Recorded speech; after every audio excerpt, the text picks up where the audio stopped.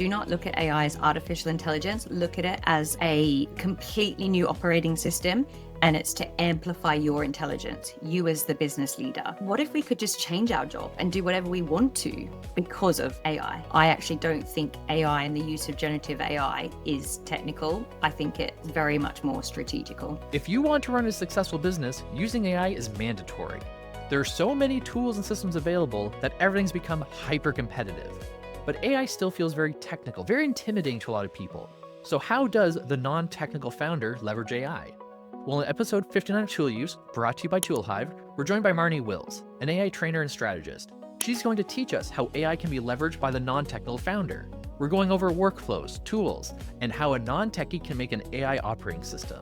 So I hope you enjoyed this conversation with Marni Wills. So when ChatGPT came out, I kind of just, embraced it massively. And fast forward another 18 months, and I pivoted my franchise to a business partnership thanks to ChatGPT. I completely streamlined all of our processes, from email marketing campaigns to sales to content creation to creating a board of directors with a ChatGPT project for my business. And we had massive growth. So that was middle of 2024.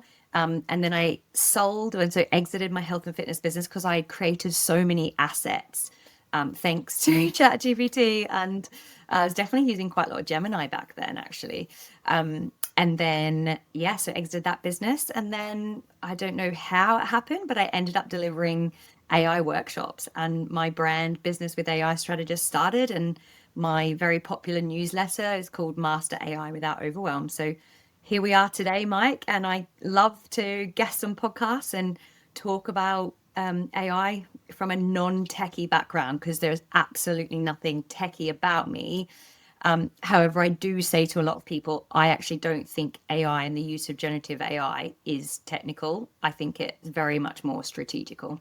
A lot of it's been built up in such a way that people get intimidated by it. So if there is a non-technical founder out there who's trying to dabble, but they don't know where to begin, what's your general advice? Is it look at the existing processes they have and try to find an AI tool for that? Or do you have almost like a playbook to someone to dip their toes into the AI world? Yeah. So my view on it is, do not look at AI as artificial intelligence. Look at it as a completely new operating system, and it's to amplify your intelligence, you as the business leader.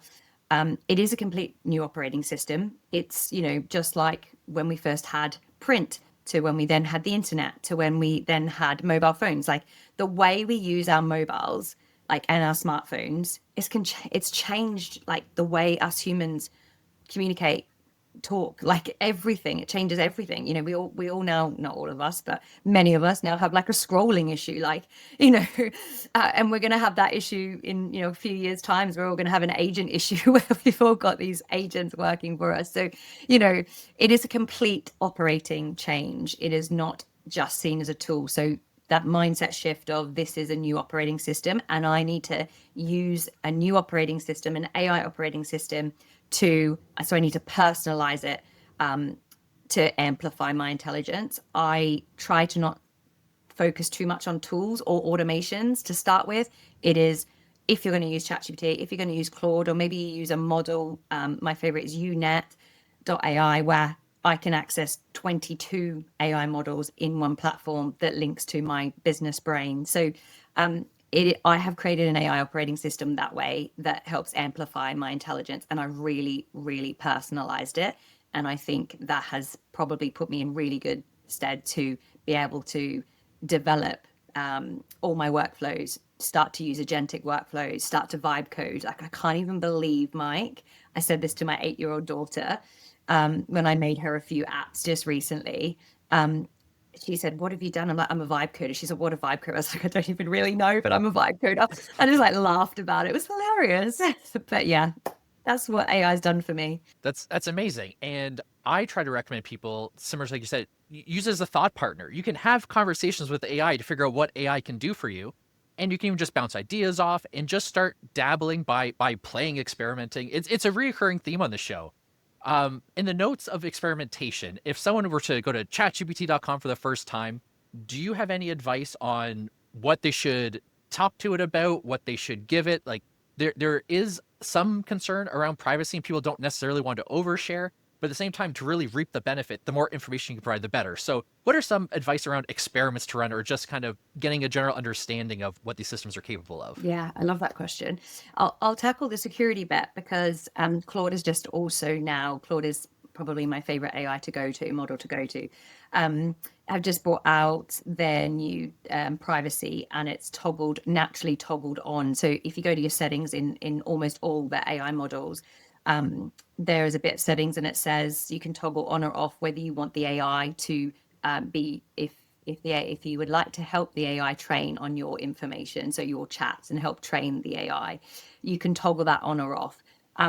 I personally leave it on because I am a massive believer that AI has got to where it's got because of all of our human knowledge and everything we put out there to the world thus far. And if we stop doing that, I just think it's going to be lazy AI regurgitated content going in and out. So I love to help the AI learning journey for the next generation.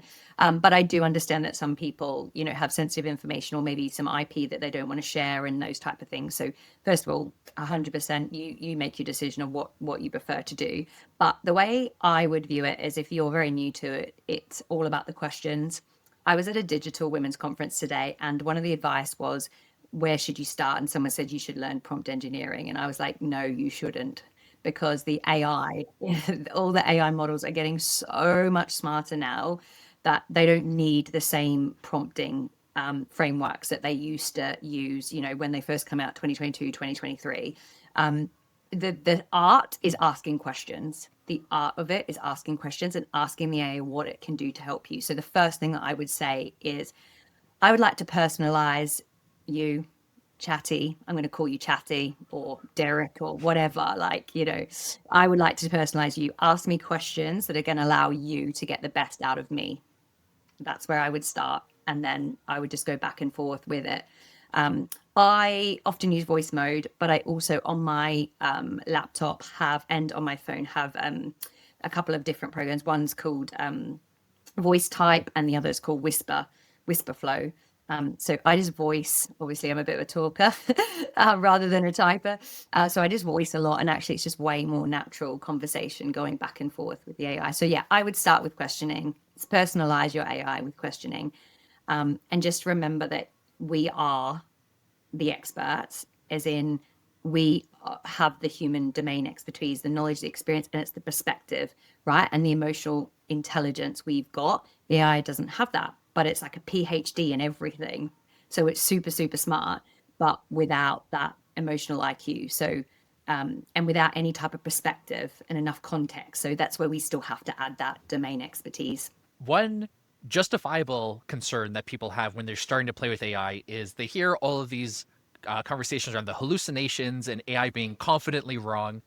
If someone is in a situation similar to yours when they're trying to expand their business or go into domains that they're not too familiar with, do you have any advice on how people should approach the risk of hallucination and verify the output and make sure that they're able to get accurate results? Definitely.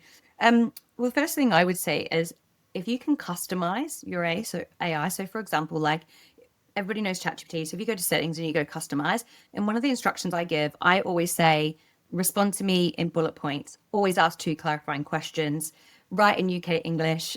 No offense, but Z's come out in all of my writing and I need S's. I say no dashes, and I say lots of commas, and then that reduces the M dashes. I say many emojis because we all know emojis are, AI content. And then I say, you need to cite any statistics or information that you are giving me. I want justification about where it's come from. And at the end, you also tell me, would you like me to show you where I got this information from? I've added that in my custom instructions. So all of that. So that would be the first thing. The second thing is, if you're not quite sure, you can also use the deep research option. So in the plus button, often when I'm trying to gather information and I'm generally probably asking quite surface level, if I'm a bit like, I'm not sure, like that statistic sounds a bit crazy, or, where did they make that up? Because remember, especially ChatGPT 5, the vibe is like just wants to please you. I don't know if you're liking the new 5.0 voice, but honestly, I don't think I can handle it anymore. It's just so like, it's just so, I don't know, like best friend next door trying to be super cool. Like, I can't deal with it. And Claude's not much better. When I talk to Claude and it comes back, it goes, "Gotcha," or "Great idea," like super enthusiastic. I'm like, calm down. So I think the AIs, they hallucinate because they're trying to please you, or they're trying to be creative, or they're trying to fit the context you've given it. So customizing, but also giving it enough context and enough instructions. And I often will then, if I'm not sure, I'll re-ask the question and I'll press the deep research button, because the deep research button makes it go out, find the sources and cite the sources, so you can see where it's got its information from. So they're the three things that I do. Perfect. Yeah, being able to verify and actually get the sources is so important. You'd mentioned the custom instructions, which I think is great. It really allows people to tailor to their own uses and their own preferences.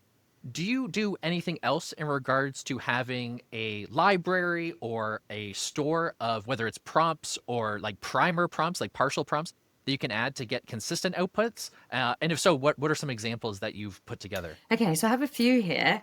So most of my projects, as they're known on as ChatGPT and Claude, actually use Perplexity Spaces, which is really, really similar. So I actually think Perplexity is an amazing AI model for a couple of reasons. One is the inbuilt model for Perplexity is called Sona, but you can actually choose the model that you can access, and it's got access to Claude, Gemini. It definitely doesn't have Llama. I think it's got Mistral and OpenAI, so ChatGPT. So the most amazing thing about Perplexity is you can choose the model. So that means that I have spaces, so they're like projects. And in those spaces, I have given them custom instructions and a lot of context, so a lot of files, a lot of connections to my Google Drive, as an example. And if I'm doing a project and it's maybe an email marketing campaign, I'm probably using Claude because it's quite good at writing. So I change the model to Claude. If I'm doing something creative, like maybe it's content ideation or repurposing, I'm probably using ChatGPT. If it's something educational, I'm probably using Gemini. So each of my projects, I actually have different AI models connected to them, which is a little bit more of a step than ChatGPT projects, for example. So number one is I have assistants that I set up via spaces, or they're also called projects, as I mentioned, and they have a brain and they have custom instructions. And then the one that I have, and I actually use it mainly on Claude, is I've actually called it custom instruction builder. So whenever I want to write new instructions, to create a project or a space, or gems if you're in Gemini, or I think agents are from Copilot, so Microsoft. So they're all slightly different, but they're the same thing. I go to Claude and my Claude custom instruction builder, and I say, this is the outcome I want, write me my instructions. Now I got that prompt from Claude Code for free. So I just went to Claude Code and I said, this is what I need. I need a custom instruction builder, and I also have some instructions, because each model likes to produce different instructions, likes, I don't quite know exactly how it is, because again, I'm not the programmer, right? But it's the way that it outputs, or the context that you give it, slightly different. So on my custom instruction builder, I've got the details of what OpenAI likes, so ChatGPT, what Gemini likes, what Claude likes, and then I'll just go into my custom instruction builder and say, I want to build a project. I need custom instructions on ChatGPT for XYZ, and it comes up for me. So that's how I do it. I love that. We've been talking a bit more about that on the show, just the broad category of meta prompting, where you use prompts to get more prompts. Custom instructions, the exact same thing. Do you have any other workflows where the output from your interaction with an AI is not the final product, but it's just a step in the process? Yeah. So I don't know if I was talking to you about this in our pre-podcast interview, but I get these guest podcasting spots via my GPT that I've created. So my workflow is, there's a few podcasting platforms, as you know, because that's how we connected. And the match will come up, or my VA might put in some of the key contents from my newsletter and see if she can find some links there. We then go away and we find the information about the podcast more on Perplexity, especially like the last few episodes that they've had, the number of downloads, the guests, and Perplexity does all the background research. We then take that information, we put that information into a GPT that I've created, which is my podcast picture.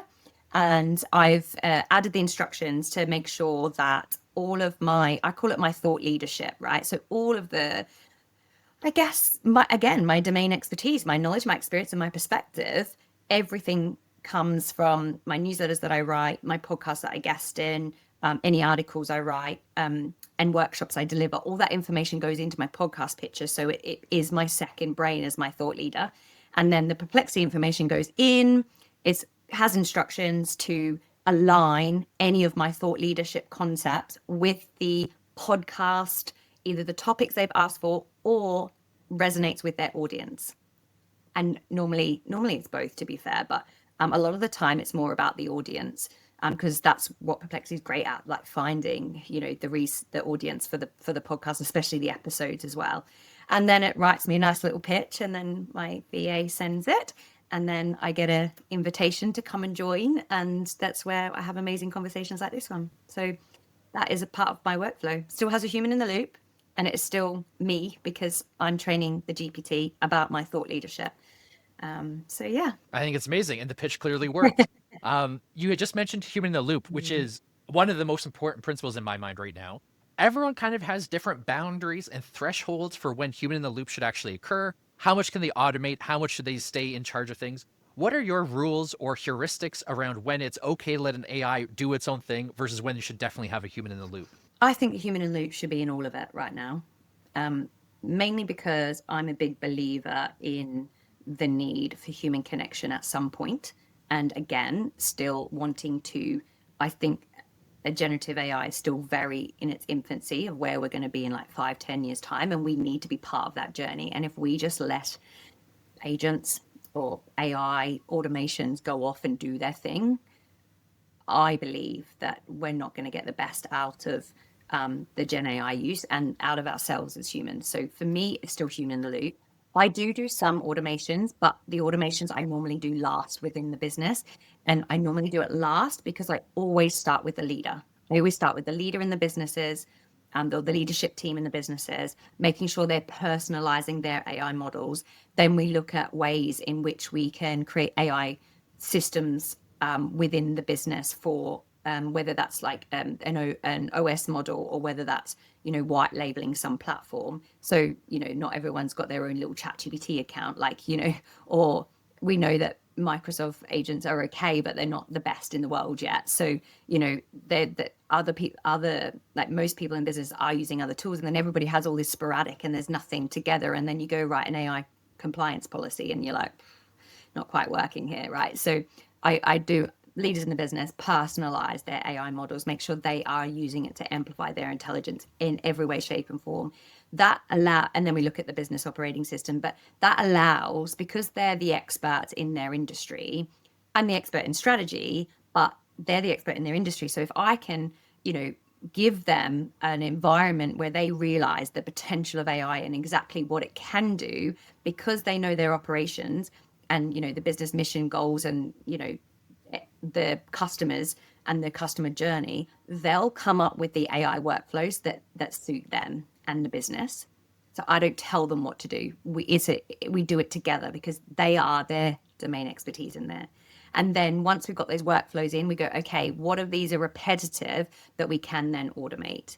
And if I'm honest, I probably haven't built any automations from like, I used to use Make a lot, although Zapier has just brought out some really good new agents in there. But I've moved more to agents, so I use Lindy quite a lot and Replit quite a lot now. So I've moved away from automations from that bit, and I do honestly think we're moving to agents anyway. And to come back to your original question about human in the loop, even with your agents, I believe you should have some type of reminder, in your calendar every fortnight to 1 month max. You're checking in on those agents, because they've got to get smarter, and we've got to get smarter, and we've all got to work together. So we can't let them off the leash just yet. Yeah, and everything moves and changes so quickly that maybe there's a new integration or a new alternative that you want to Mhm. implement. Absolutely. One thing that stood out to me when you're going in and working with the people to help develop their systems as a partnership, one area that people like to grow in is not just learning about the different tools and how to implement them, but actually what skills they should develop. Because as soon as you leave, then they're stuck with these tools. But what about the next progress? So when you're advising people, what type of skills or mindsets do you recommend that they work on developing so they can take these learnings and apply them more deeply to their businesses? I believe that AI literacy is around that first principle I talked about around questioning, the ability to question and to use AI to get the answer. Like, so question everything that you need to be done and see if AI can collaborate with you to do it. So I think that's like 101 of AI literacy. I think the second thing that I would highlight as, a real strength for people to adopt and to make sure that everybody in the business is aligned with is the fact that um, you need a way of which your AI can understand the business, the context of the business enough so it never hallucinates. Because that is the bit that's often missing is there's not enough. I call it second brain because I would say let's create your second brain. Like there's just not enough business second brain in much of the AI tools or AI models that are being used. It's very generic stuff, like even to the point where, how I talked about my custom instruction builder? I tell my clients to build that and I give them an example of my custom instruction builder, but I make them, after we've given the AI the brain, I say to them, now say to your AI, I need a custom instruction builder. Here's an example, but I need it unique to me. So all of my clients have different custom instruction builders because they're all unique to them. So I think that is the next AI literacy skill of really making sure that it's super customized and you're giving as much context to the AI as possible. So it doesn't matter when you leave or if somebody leaves in that. Like the projects, the workflows, they're already there and they have enough context. It's not so much about relying on the human. And then I think like the last, like I guess you could call it AI literacy is just this, for me, it's a bit of a mindset piece, like you said, around mindset. For me, it's a mindset piece. Like AI, as I've said already, is there to amplify us. But actually, what if we can view it as like it creates an abundance of opportunities of which our job descriptions massively change because what we can do with AI is crazy, but also like what if we could just change our job and do whatever we want to because of AI? So we need that abundance mindset of like the opportunities are amazing if you let it, if you have that mindset to allow it to help you guide on whatever is needed for you to do. As you start incorporating more AI systems into your business, you're going to want to give it real data with MCP, and that can be a little bit scary, which is why I've been using ToolHive. ToolHive makes it simple and secure to use MCP. It includes a registry of trusted MCP servers. It lets me containerize any other server with a single command. I can install it in a client in seconds, and secret protection and network isolation are built in. You can try ToolHive too. It's free and it's open source, and you can learn more at toolhive.dev. Now back to the conversation with Marnie. There's tons of concerns around people have around job displacement, but it's very easy to look at that versus job creation. If you go back to the internet to mobile, all of them have had a similar thing where some jobs are lost, some are created, and it's about staying flexible, agile, learning, and a lot of the things that you mentioned. And I say this stat a lot. It's either 64 or 65% of Gen Alpha, which are born, the generation born 2010 to 2013, who, if they don't go to higher education, are probably coming into the workforce now, or they'll be in the workforce by 2030. 64% of their jobs do not currently exist, which means there's massive job creation. But not only that, the recent stat is 76% of them would love to be entrepreneurs. So, yeah, I think as business leaders, I think I personally think we've got to view that in two ways. One is can we be a thought leader and think about our customer journey and what our customers want from us in the future? 2027 is like a really big AI number at the moment. That 2027 report came out. So like everyone's kind of focusing on 2027. How are your customers operating? What's their human operating system when consuming your products or services or joining you on your customer journey? Work back from there and think about the different ways that the jobs are going to change, because there's going to be massive transformation. There'll be jobs created. And then think about if Gen Alpha is coming in and they want to be an entrepreneur, and you've done all the hard work in your industry to get to where you are, where are they picking up from? And if they are picking up, not copycatting, but businesses built on other businesses. It's just the way it is. You solve a problem, right? Good businesses solve problems for people, and that's how it goes. And you could have three of the same business on the high street if you wanted to, and it's a competitive race. So it is going to be there. But what then is your USP? Is it you've been in business longer? Is it you've transformed? Is it the type of clientele, or is it the brand itself? And there's so much talk out there at the moment about, making sure, companies and people have personal brands. And that's why you see bigger companies now where the CEOs, especially all these tech companies, the CEOs are guesting on so many podcasts, aren't they? Because they're trying to build a brand so that when Replit and Relay go against each other, someone goes, oh, I'm going with Replit because the CEO did this awesome podcast. Like, that is where it's going. And I think we need to get ahead of the next kind of generation coming in who are going to, I think, probably flourish on our fruits. What's the saying? Our labor of fruits or fruits of labor. I can't remember, but what we're doing now as business leaders and, drudging through this AI transition. And then we'll get to the end and then we're like, oh, all these kids taking our businesses, but good on them, I say. Yeah, I'm so thrilled at the idea of a 1 to 5 person company being able to be leveraged so much that they compete with the big people. Yeah. It's really going to change the landscape of things. It's so exciting. Yeah. One thing that before I forget about it, I want to bring up that you mentioned is the whole concept of the second brain. Mm. I've put a lot of effort into building my personal one where I use an Obsidian vault. I have an Obsidian plugin generator that automates things. It's very technical, and I know that's not for everybody. And when you mentioned some of the tools like Make and Lindy, I'd love if you could kind of explain a bit about what their strengths are, when people should look into them, what type of benefit they can expect to derive, because everyone will have different needs, but having a general idea of where they should even start to approach for building this system to help them out, whether it's their personal or professional life, would be helpful. So could you just explain, like, what is Lindy? What is Make? When would you choose one over the other? Yeah. So I'll come back to Lindy and Make only because I think there's a few other operating systems that people could look into first and probably should look into. UNet is one, which I mentioned. And a similar one to that is u.com. So they're all, and there's quite a few. Basically, the concept is that it's one platform. So like OpenAI, for example. So if you go to your chat, but on there in your platform, you'll have access to 22 different AI models that you can choose.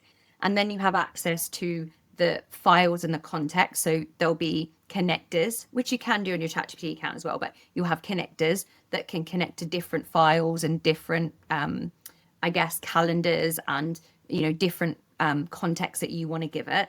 And then you can create the AI assistant or the agent. So slight different. The AI assistant is a general large language model of which you will chat back and forth to it, whereas an agent, it has the agentic mode on, and you will give it a task, and instead of you giving it the next steps, it will go off, it will decide and do the thinking about how it's going to complete that task. It will go off and it will do the research, and it will have another agent that writes the copy. Then it might have another agent that writes the code for a landing page. So that's the agentic mode where it does it all. Most of the large language models now have them built in. ChatGPT's agent mode, Perplexity is called Labs, Claude is called Artifacts, and Gemini is called Gem Apps. So they all have agent mode in them now, but these platforms also have it where they'll have some inbuilt templates. So it might be like, I don't know, a content repurposing agent, of which, because you've got your business brain already in your platform, of which you could have so many users sign in. So you're all signing in to the one kind of AI model that's for your business. And therefore you could have different agents set up for different departments, for different people within the departments. But it all connects into, a live drive type thing that will always get updated. So I would probably look into those type of AI models first for businesses, especially businesses, of more than, I say, probably 5 people. So yeah, I would probably look into that first. And then when you're thinking about agents, so Lindy is probably my favorite because I'm a talker, as I've said many times, and I can just go, right, this is what I think I need my agent to do. Just as a really simple example, I need my agent to look at my emails that come in daily and create 3 folders for me. One is AI information, one is urgent action, and the other, probably follow-ups, people that I need to follow up with that I haven't followed up with, or that they've, followed up with me type thing. And then I say to the agent, oh, well, I also want drafts. I want draft replies. And with the AI information, I then say, here's my 4 areas that I like to talk about, like my 4 pillars that I like to talk about. Take the information from those emails and put them into those pillars. And then from there, and I like to check it at 8 a.m. in the morning and 5 p.m. in the evening. And then I'll get a notification to say, here you go. And I'll have my drafts there ready for me to check, and my content ready for me to go through. And another little workflow, which I haven't spoken about, is I then take that content that Lindy has done in my emails and I put it into Notebook LM, my absolute favorite tool, because on Notebook LM, you can upload sources. I think it's like 300 sources. It could be YouTube videos, websites, pasted text. It can even search the net. And then you can talk to those sources. It can create a podcast for you. It can create interactive, like how-to videos. It can create study guides. It can create reports. You could talk to the AI. So I often add it as my knowledge base, and then I'll say, I'm writing my newsletter. Here's my 4 things that I like to talk about in the newsletter. And I also have my previous newsletters update. Is there anything in here I haven't spoken about? Or have I spoken about a tool and there's been an update? And it will, look through all my information and be able to give that back to me. So yeah, Notebook LM is absolutely amazing. But again, that was all because I basically asked Lindy, just said to Lindy exactly like pretty much how I've spoken to you just now, this is what I need. And Lindy goes and builds it. Whereas different to say Make or NAN, where you've got to, it's an automation of which you've got to put a trigger, then you have to connect it to a large language model. Then you have to say, this is what I want to happen if this happens. Like the automations, they are getting better, don't get me wrong. And I'm probably can't speak anymore because I don't actually use them anymore. I probably haven't used them now for about 3-4 months. Because again, I just like talking to an AI agent rather than doing the doing. That's awesome. That's one of the best referrals for Lindy I've heard. I'm also a huge fan of Notebook LM. Where I live, it's very rural. Everything's an hour drive away. I can't be reading papers and trying to keep up with things, so I just throw a few resources into Notebook LM. I haven't used the interactive mode, but you've got me excited about that one. No, this is great. This is super exciting. Are there any other unexpected workflows that have come up with your business or your consulting where even if it wasn't the initial idea or thought, gradually just evolved out of your interactions when you thought, oh, I could actually like make this automation, or that's an idea for a tool that I never even considered, but it works in my workflow? Have there been any unexpected surprises through your discovery process?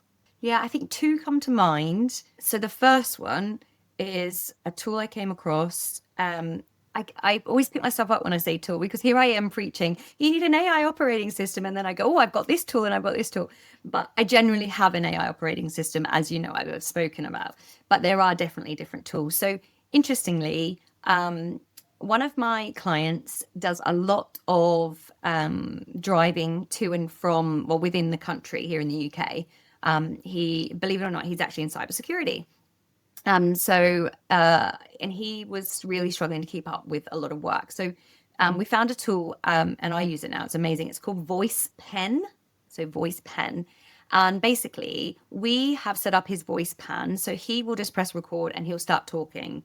And sometimes he'll talk out an email, or sometimes he'll, just talk about a client he's just gone to visit and, brain dump.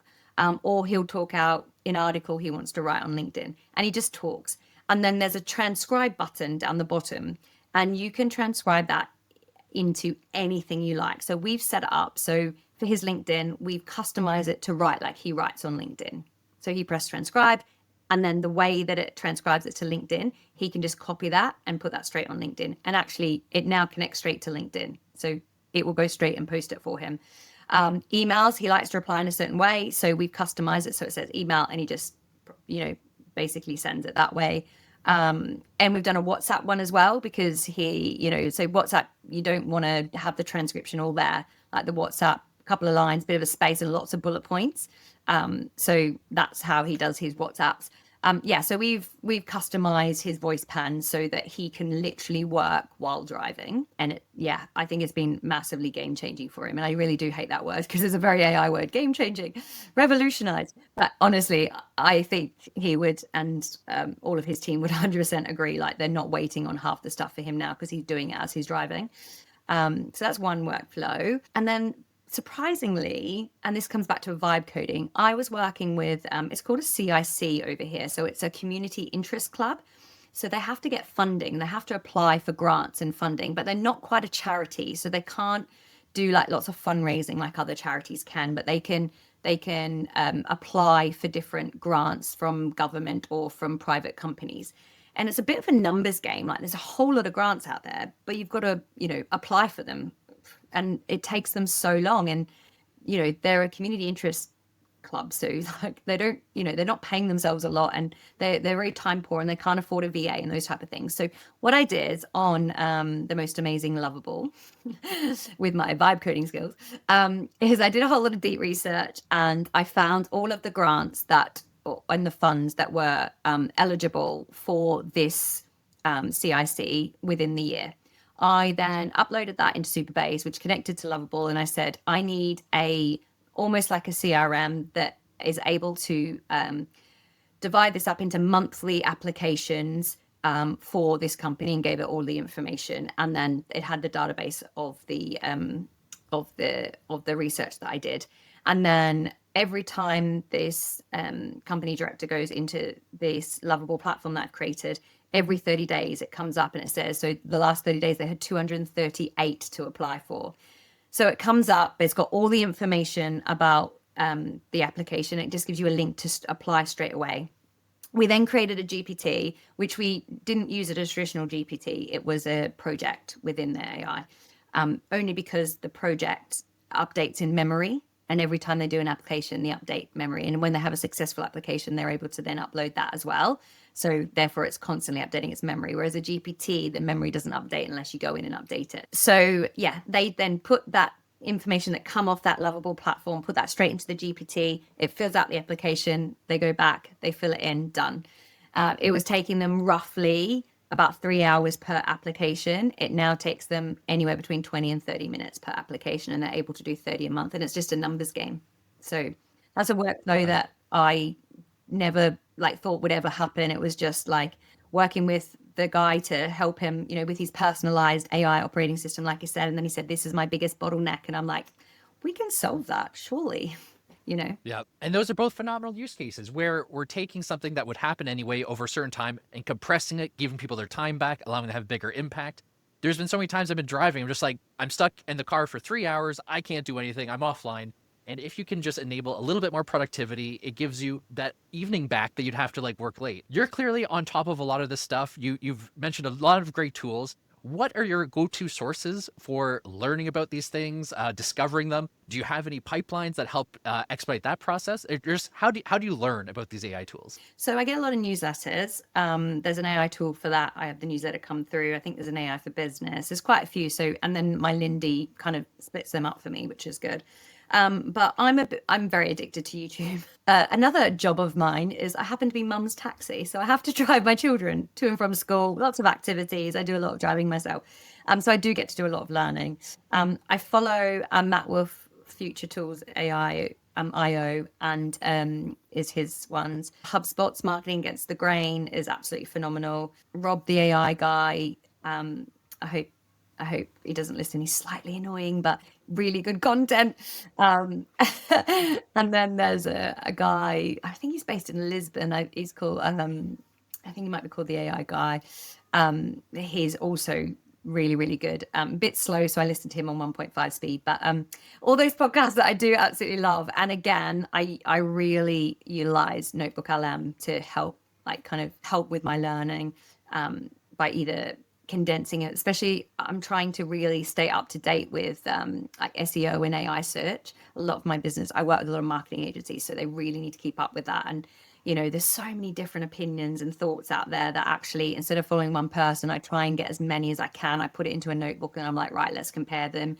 Let's think about this from a perspective of, this type of business, because I think everybody, without sounding rude or snobby by any means, but I do think there's a big rise of AI experts in industries, and that's awesome because a year ago I was trying to convince people to adopt AI. Now I'm like, every time I open, I'm like, oh, this person's become an AI expert all of a sudden, amazing. But it's very industry specific. And because I work across a lot of industries, I just have to be really careful to make sure that I'm getting a whole lot of resources and not relying too much on kind of one perspective. But if you haven't heard already, HubSpot are really pushing their recent kind of coined term called loop marketing, which discusses how to market in the age of AI and talks a little bit about AI search as well, which has been really, really helpful because there's a lot of agencies going through massive transformations and really struggling to get their head around it. Yep, absolutely. It's a fire hose of information, but if you can find a way to distill it and get the gems out, it's awesome. Yeah. Marnie, this was a phenomenal chat. I learned a bunch. This is really enjoyable to get your perspective and your expertise. Before we let you go, is there anything you want the audience to know? I love to chat on LinkedIn. If anyone wants to find me on LinkedIn, I think you said you'll put the details in the show notes. And I love working with people. I call it a 90-day sprint. Your personal AI accelerator. I think 90 days is a really awesome awesome timeline to get a lot done, get a lot of processes done. So if you think you're behind, you're not, and a 90-day sprint with me and you will be flying. So yeah, I welcome anybody to come join me on that. Thank you for listening to this conversation with Marni Wills. I had a great time talking to Marnie, full of energy, a lot of great insights and ideas, and I really hope it inspired you to start exploring and playing with these AI tools. You don't need to know how to code to leverage AI to help you run your business. And if you're thinking about starting a startup or maybe a little side hustle, there are many options available so that you can leverage these benefits and get to your end goal faster. I also hope you consider checking out making a second brain, being able to start leveraging AI in your personal life or have different automations happen. It all begins by just asking questions to AI. What's even possible? What tools exist? What can you do? I want to give a quick shout out to ToolHive for supporting this channel so I can have these type of conversations, and I'll see you next week.